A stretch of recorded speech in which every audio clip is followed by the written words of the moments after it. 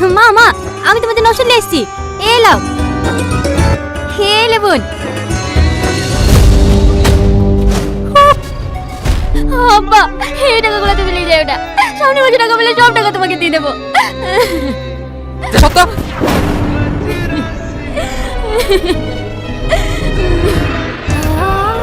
তুই কাঁদিস নি সাথী, আমি আর পড়াশোনা করবো না।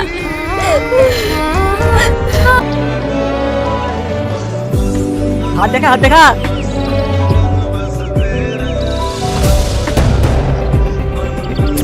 এই করে কেন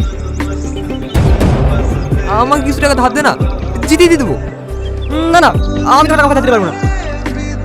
টাকা না তো ওটা কেন দেখি। এই সূর্য, তুই খেলবি? হ্যাঁ হ্যাঁ, খেলার জন্যই তো এতক্ষণ বসে আছি। ঠিক আছে বস। মা, ও মা, হয়েছে তো মা, মা, মা, এই সাথী, তুই তাড়াতাড়ি ডাক্তারকে ডেকে নিয়ে আয়। হ্যাঁ, যাচ্ছি।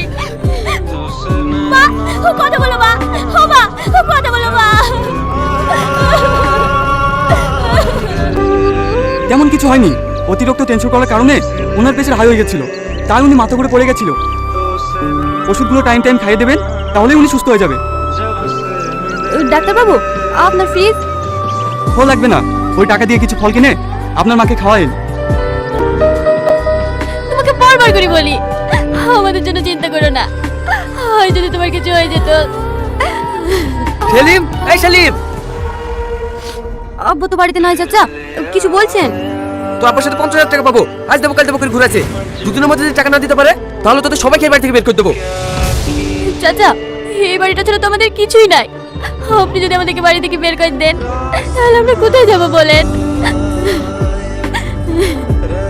ঠিক আছে ঠিক আছে, তোর বাপ আসলে বলে দিস আমার টাকা যেন 1 মাসের মধ্যে দিয়ে আসে।